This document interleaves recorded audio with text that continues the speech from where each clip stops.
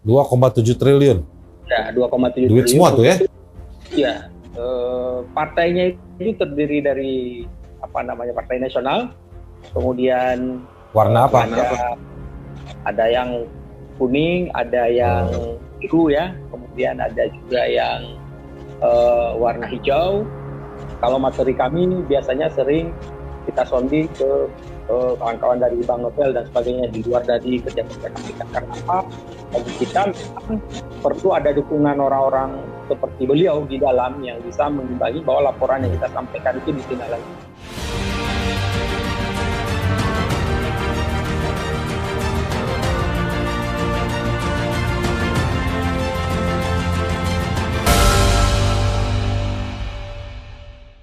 Halo orang-orang baik sekalian, kita ketemu lagi di kanal podcast untuk orang-orang terpinggirkan.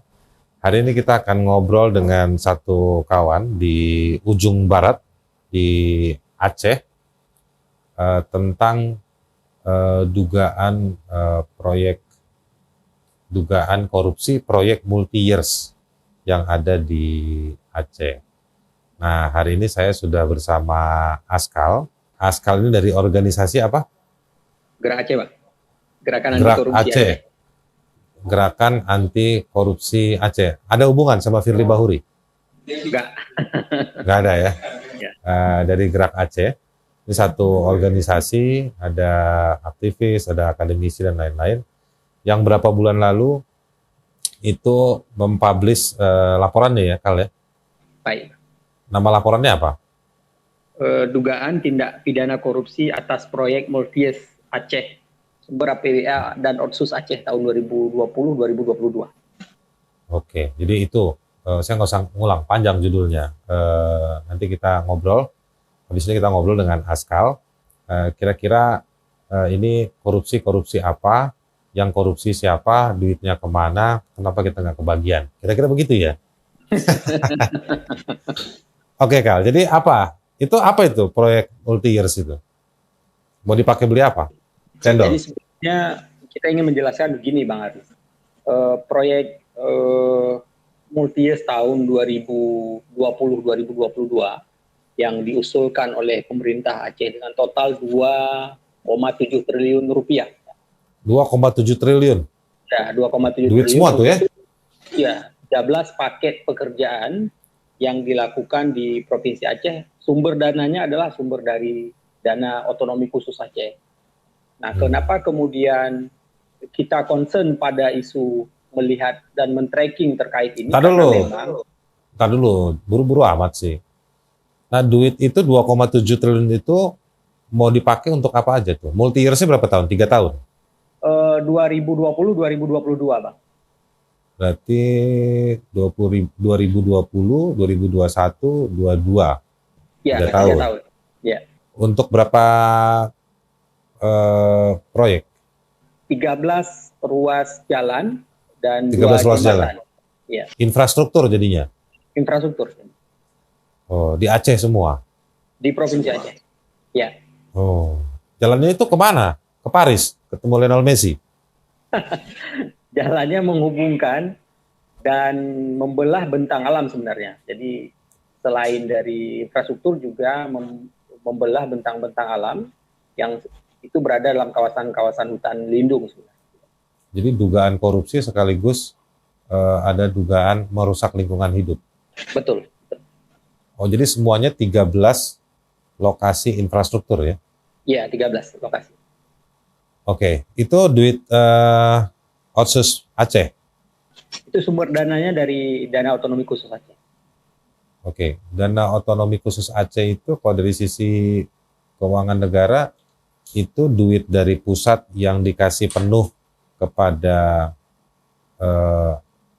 ini bukan yang 2,7 triliun ya, tapi jenis uangnya ya, sifat uangnya, itu dari pusat dikasih gelontoran ke Aceh, dan Aceh menentukan sendiri, pemerintahan Aceh menentukan sendiri dipakai untuk apa, atau memang proyek-proyek itu sudah ditentukan disetujui oleh Jakarta? karena dananya per tahun ya ada 2% dari total DAU nasional. Jadi kalau DAU nasional naik maka sumber untuk otonomi khusus Aceh juga naik. Nah kebetulan tahun 2020 itu ada 8,4 triliun rupiah dana yang diberikan dari pemerintah pusat untuk pemerintah Aceh. Nah 2,7 triliun itu kemudian dipakai untuk pembangunan fasilitas multi-use ini. Bang. Jadi memang dananya dari pemerintah pusat kemudian digelontorkan untuk pemerintah Provinsi Aceh, dipergunakan oleh Pemda Aceh untuk kemudian dibelanjakan. Nah, sifat dari belanja ini ditentukan berdasarkan dari usulan yang kemudian dibahas secara bersama antara DPRA dengan pemerintah Aceh. Nah, celakanya khususnya dalam proyek multi-use ini pembahasannya itu tidak tuntas dan ditolak sebelumnya oleh DPRA. Apa dokumen yang bisa menjelaskan kamu bilang tidak tuntas pembahasannya? Kita menemukan ada 13 dokumen fakta ya, yang beserta dengan materi-materi hukumnya yang kemudian juga sudah kita sondingkan ke KPK. Salah satu adalah adanya penolakan dari Komisi 4 Bidang Infrastruktur yang menolak memang pembahasan. Lalu Komisi 4 di DPRA? Di DPRA DPRA Aceh. Memang menolak dengan tegas terkait dengan usulan multi-use ini karena memang tidak dibahas dari sejak awal. Jadi proyeknya itu usulannya masuk, kalau bahasa kita itu sebenarnya masuk di pertengahan. Jadi dia kemudian diusulkan secara langsung oleh pemerintah Aceh atau eksekutifnya, sementara pembahasan dengan Dewan itu tidak terjadi kesepakatan yang dua pihak. Jadi karena tidak pernah disepakati atau disetujui proyek tersebut oleh DPR Aceh, seharusnya tidak dilaksanakan. Karena belum selesai pembahasan, Bang, jadi secara otomatis kalau dari segi undang-undang, kalau kita lihat dalam undang-undang terkait dengan kedudukan dan pembahasan para pihak ini, dari sejak awal memang sudah ada sesuatu niat sebenarnya proyek ini diusulkan tanpa melibatkan orang lain. Jadi yang kalau dalam potensinya berdasarkan temuan kita itu memang yang paling aktif adalah pemerintah untuk kepentingan tertentu. Pemerintah itu artinya pemerintah Jakarta atau Aceh, Bang. Pemerintah Aceh? Ya. Oke, terlalu sebelum ke sana saya mau tanya. Jadi DPR Aceh, DPR di Provinsi Aceh itu tidak pernah menyetujui proyek multi-years tersebut, ya kan? Iya. Tapi duitnya sudah ada di kas daerah. Iya. Dan itu akhirnya digunakan. Iya. Dan proyek itu dijalankan dengan duit tersebut. Iya. Dan pelaksana proyek itu juga sesuai dengan undang-undang pengadaan barang dan jasa nggak? Karena memang sebelumnya sudah diusulkan dan mendapat penolakan, tetapi kemudian pemerintah Aceh tetap melaksanakan ini, Pak. Jadi satu sisi ya pemerintah provinsi sudah menganggarkan anggarannya untuk 2,7 triliun itu untuk 13 ruas jalan. Sementara dalam tahapan untuk prosedur sebenarnya tahapan yang dimaksud dengan ada kesepakatan para pihak antara DPRA dengan pemerintah Aceh itu tidak terjadi. Nah kemudian pemerintah Aceh tetap melakukan tender terhadap ini sampai kemudian untuk saat ini proyek tersebut sedang dikerjakan. Nah dari 13 ruas jalan itu ada 6 ruas jalan yang kemudian berdasarkan hasil ya klarifikasi atau audit yang dilakukan oleh BPKP itu menemukan fakta adanya sesuatu yang kemudian berpotensi merugikan kerugian keuangan negara lebih kurang. Sesuatunya itu apa? Sesuatu itu terjadi misalnya begini, Bang. Kalau dalam hasil temuan BPKP itu menemukan ada overhead, kelebihan bayar atau kemudian kelebihan secara materi yang kemudian seharusnya lebih hemat.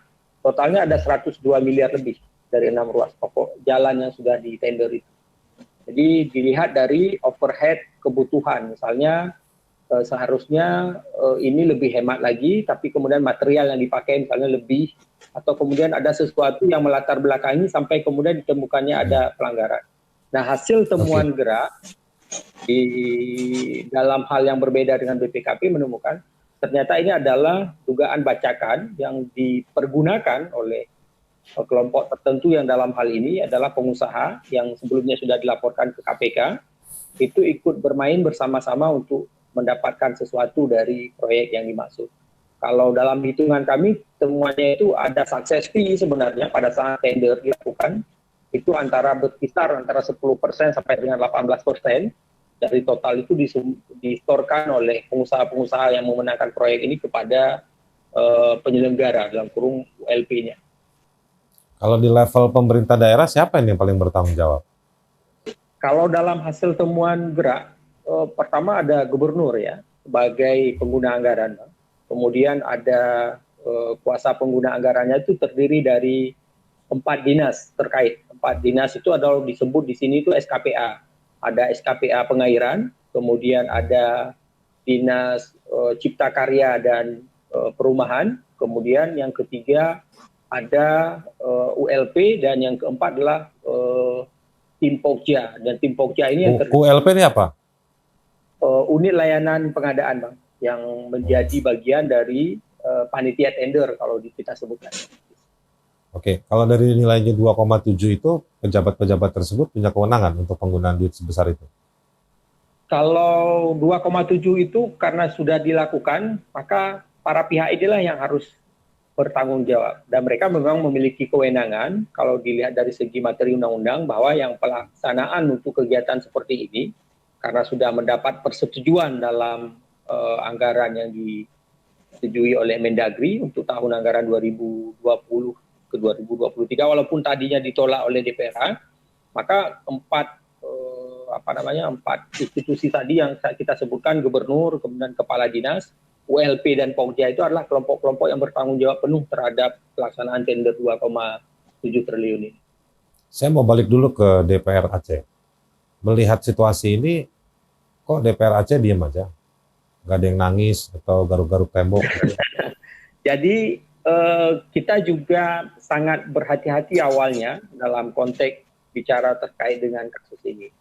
Nah, karena memang apakah ini kemudian penolakan ini punya hubungan relasi dengan pajakan, sama-sama memanfaatkan kesempatan, misalnya karena DPRA juga punya kepentingan dalam pokir namanya, atau pokok pikiran. Kalau kita di Aceh sebutnya dengan dana aspirasi. Nah, masing-masing anggota Dewan itu untuk tahun 2020 atau tahun ini, 2021, lebih kurang per orang memperoleh dana pokirnya 15 miliar rupiah per orang. Jadi kalau kita kalikan dengan 81 orang, itu ada lebih kurang hampir 1 triliun dana yang bersumber dari dana otsus itu juga dipakai untuk pokirnya anggota Dewan. Jadi memang, apakah kamu mau bilang jadi ini sebetulnya karena kode untuk saling bagi-bagi duit? Kalau kita melihat dari sisi penolakan awal, iya, Bang. Jadi memang ada sesuatu yang melatar belakangi kenapa kemudian. Oh, jadi ini tawar-menawar ya, ditolak kalau lu nggak naikin duit gitu. Tetapi dalam prakteknya kemudian kami tetap, atau kita ya bersama dengan kawan-kawan yang lain, fokus pada materi. Ke-13 paket ini memang rawan sekali adanya kepentingan tertentu. Nah, kenapa kepentingan kita sebut, Bang Haris? Kalau dihitung dengan masa jabatan gubernur ya, yang akan berakhir pada Juli 2022, kemudian secara pertanggungjawaban itu pada Desember 2022, maka secara otomatis kalau melihat dari undang-undang yang mengatur tentang pengelolaan keuangan negara itu tidak dibolehkan. Jadi memang ada sesuatu latar belakang kenapa kemudian kita fokus dan melaporkan ini ke KPK, karena memang materinya terpenuhi ada unsur kepentingan tertentu orang-orang yang kita sebutkan tadi, termasuk para pengusaha ya yang memenangkan tender ini adalah orang-orang yang memiliki kolerasi hubungan dengan para pihak yang kita temukan dalam fakta-fakta di lapangan. Siapa itu mereka itu pengusaha yang diuntungkan dari tender ini? Ya, salah satunya adalah kalau kita menyebutkannya di sini ada saudara B ya, dia itu salah satu pengusaha yang B. Bustami, bukan. Bukan. Jadi kita menemukan adanya dugaan bahwa yang bersangkutan ini adalah salah satu penyumbang dana terbesar dalam kegiatan sehari-hari pemerintah ya. Dalam hal ini saudara Oh, jadi kalau kamu sebut B ini pasti orang di Banda Aceh udah ngerti lah semua. udah tahu pasti sebagian udah tahu karena memang sudah terpublikasi dengan sangat. Dia suka makan mie Rojali juga, enggak? Jadi kebetulan yang bersangkutan ini kalau kami bilang seperti apa namanya, wujud tidak ada tapi ditakuti di lingkungan pemerintah Aceh. Jadi wujudnya memang tidak nampak, kita tidak tahu wujudnya karena dia tidak berada di Aceh tapi ditakuti oleh seluruh kepala dinas dan juga ULP. Ini hebat sekali orang. Untung ditakuti ya, kalau dihindari saya tadi mau bilang kentut. Iya. Oke. Jadi siapa lagi selain si B? Si C, D, E. Kemudian kita juga menemukan fakta adanya kolerasi Bang dengan tadi kita sebutkan ada anggota dewan dan tidak dari 81 itu tidak semua anggota dewan sebenarnya clear ya. Kita menemukan ada 5 orang yang Siapa aja namanya? Kita berinisial saja ya Bang Aris ya. Kemudian takut? Kan mereka pejabat publik, sebutin aja. Karena nanti kan materinya kan belum cukup kecuali misalnya hasil temuan dari KPK ya yang kemudian sudah bisa dibuktikan dengan hukum. Tapi yang jelas ada 5 orang yang memiliki hubungan kolerasi itu. Nah saat ini kelima-limanya itu adalah sedang juga tidak baik hubungannya dengan gubernur. Kalau sebelumnya sangat baik. Jadi punya kepentingan tertentu di waktu-waktu tertentu juga mereka kemudian ternyata dalam beberapa bulan ini saling terjadi sikut-sikut ya. Hubungannya juga terhadap kepentingan yang kita sebut dengan proyek dan juga kepentingan dengan yang lain. Nah, 5 anggota dewan ini adalah orang-orang muda yang masih berpengaruh sebenarnya. Jadi mereka partainya apa aja? Partainya itu terdiri dari Partai Nasional, kemudian warna apa? Ada yang kuning, ada yang biru ya, kemudian ada juga yang warna hijau, kemudian juga ada yang warna hijau daun dan sebagainya. Jadi semua kebagian lah. Kebagian, Bang. Jadi yang tidak kebagian itu partai lokal. Jadi sehingga kemudian ada faksi ya yang kemudian membuka tabir itu di dalam. Jadi kenapa kita kemudian sebentar. Silakan. Apakah ada dugaan mereka kirim duitnya ke Jakarta? Kalau dalam hasil temuan kami belum sampai ke situ, Bang. Karena memang mungkin keterbatasan kami ya, keterbatasan gerak juga dalam mengakses hubungan kolerasi antara satu dengan yang lain. Makanya kemudian kenapa gerak kemudian meminta pada bulan Juli itu saya mengirimkan laporan secara khusus ke KPK bersama dengan Dewan Pengawas meminta adanya penyadapan terhadap 35 orang yang memiliki relevansi dengan proyek Multias ini. Dan suratnya kemudian ditandatangani oleh almarhum Pak Altijo, beliau membalas surat yang kita kirimkan. Pada prinsipnya apa yang kita sampaikan itu sudah menjadi perhatian dari KPK. Itu pada saat masih ada beliau ya.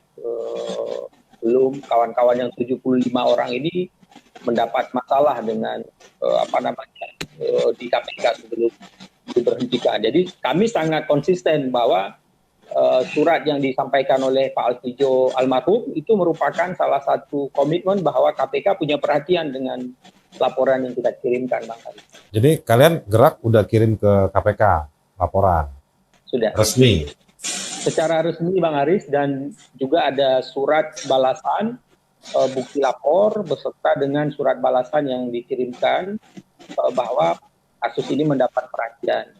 Sehingga pada bulan Juli kemarin ya KPK cuma bilang kasusnya dapat perhatian? Mendapat isi suratnya saya agak lupa, Bang. Tapi dalam konteksnya bahwa laporan yang kami sampaikan itu menjadi salah satu materi yang akan ditindaklanjuti. Seperti itu. Nah, tapi nggak ada kabar sampai sekarang. Yang terakhir itu bulan Juli kemarin ada pemeriksaan terhadap beberapa orang di Aceh yang dilakukan oleh Satgas ya, KPK. Tapi sebelum kawan-kawan 75 orang ini dipecat. Nah, jadi sebelum TWK 75. Jadi ada pemeriksaan terhadap para pihak sesuai dengan materi yang kita sampaikan sebelumnya. orang-orang terperiksa yang diperiksa itu juga orang-orang yang sebelumnya kita minta penyadapan. Nah, sekarang itu sudah agak berbeda Bang Haris, pasca 75 kawan-kawan yang sebelumnya itu adalah menurut kami orang yang sangat konsisten dan sebelumnya adalah bagian dari setiap laporan. Kami juga sounding kepada beberapa orang yang menjadi bagian dari kita percayalah. Kita sebutkan saja misalnya kalau materi kami biasanya sering kita sounding ke kawan-kawan dari Bang Novel dan sebagainya di luar dari kerja-kerja KPK. Karena apa? Bagi kita memang perlu ada dukungan orang-orang seperti beliau di dalam yang bisa mengimbangi bahwa laporan yang kita sampaikan itu ditindaklanjuti. Oke, makasih Askal. Jadi kondisinya hari ini ada deadlock ya di KPK ya. Nah, ya, kami malah melihat Bang Haris, laporan ini sepertinya tidak berjalan pasca 75 orang ini mendapat masalah. Karena apa? Kepercayaan publik terhadap KPK itu tinggi betul sebenarnya di awal-awal. Tapi kalau sekarang saya sangat pesimis juga bahwa di masa-masa akhir ini pasca Kisruh atau TWK itu KPK tidak mendapat perhatian apapun. Termasuk dari saya pribadi, saya meragukan kerja-kerja yang dilakukan. Ada ini nggak informasi bahwa orang-orang yang terlapor itu main dengan tanda kutip di dalam KPK? Kalau saat ini kita belum tahu Bang ya, belum bisa katakan. Dari materi yang sudah dilaporkan dan yang sudah diperiksa, sepertinya memang tidak ada perubahan. Biasanya kalau melihat pada kasus perkara penangkapan Pak IY dulu, ya Gubernur Aceh sebelumnya, begitu kawan-kawan KPK melakukan penindakan, itu terjadi perubahan dimensi sosial di Aceh. Tetapi kalau ini tidak, pasca terperiksa saja seperti biasa, malah orang menganggap ini sudah selesai, tidak ada masalah dengan laporan yang belum sudah disampaikan. Oke, apa dampak dari korupsi itu sekarang? Nah sebenarnya ini proyeknya mangkrak atau fasilitas publik jadi nggak terpenuhi? Kalau dari hasil yang sudah terjadi, Bang, kita faktanya saja pada proyek Multius ini, malah ke 6 jalan atau 6 ruas jalan yang sudah ditender dan dibangun itu, kemudian memakai material yang menggunakan material atau infrastruktur untuk pembangunan itu adalah merusak lingkungan, yang pada hakikatnya bentang alam yang sebelumnya itu kemudian dirusak, itu pasti akan menjadi fenomena baru berikut. Misalnya karena ruas jalan yang menghubungkan 66 titik ini adalah berada pada koridor wilayah yang kemudian misalnya daerah yang dilalui habitat harimau, kemudian juga gajah ya. Jadi karena ruas jalan ini dipakai dan dibangun, pasti nanti akan terjadi konflik lagi antara manusia dengan hewan yang kemudian mendapat perlindungan sebenarnya seperti itu. Terakhir. Saya mau tanya, 6 titik itu sebetulnya ada apa di sana? Apakah ada tambang, ada sawit, ada apa? Jangan-jangan infrastrukturnya dibangun untuk fasilitas industri tersebut? Kalau dari 6 wilayah itu adalah wilayah penghubung, Bang, yang dalam temuan kawan-kawan di Walhi misalnya, itu adalah wilayah yang kemudian punya relevansi dengan beberapa sumber daya alam lainnya nanti berikutnya. Misalnya kita sebutkan ada tambang emas, kemudian juga ada tambang yang kita sebutkan dengan untuk PLTA dan sebagainya. Jadi ruas jalan ini memang kalau kita melihat pada proyeksi. Nah itu PLTA, tambang emas itu semua yang punya siapa? Kalau dalam hasil temuan kawan-kawan Wali, banyak sekali perusahaan yang sebelumnya itu adalah perusahaan dari luar, ya dari luar Aceh atau dari luar pemerintah, dari luar Indonesia, kemudian yang melakukan investasinya di Aceh. Nah, kemungkinan besar, Bang, apa relevansi dengan itu selain bentang alam yang rusak, juga akan menyebabkan problem baru, yaitu korupsi yang menurut kita fasilitas yang dibangun itu juga tidak akan memberikan dampak yang bagus bagi publik. Oke, Kal. Baik, terima kasih Askal. Orang-orang baik sekalian, tadi kita sudah dengarkan cerita yang tidak baik dari Askal dari ujung barat di Aceh terkait dengan dugaan korupsi 2,7 triliun. jadi 2.700 miliar, ya kan, 2.700 miliar. Ditulis gampang, dicari susah. Nah, duitnya itu punya sejumlah problem. Sepertinya tidak pernah ada persetujuan dengan legislatif di Aceh, lalu pemerintah daerahnya jalan sendiri. Dari keterangan Askal, ada kelompok-kelompok tertentu yang diduga mendapat keuntungan di luar dari prinsip-prinsip aturan hukum yang baik dan benar bagi pemerintah, dan juga punya dampak. Dan ini juga ada muatan konflik antara kekuatan politik di DPRA dengan pemerintah daerah juga. Nah, ini cerita yang sama juga di banyak tempat. Inilah negeri kita setelah 76 tahun merdeka. Kita akan ketemu di kanal pod berikutnya, kanal podcast untuk orang-orang terpinggirkan.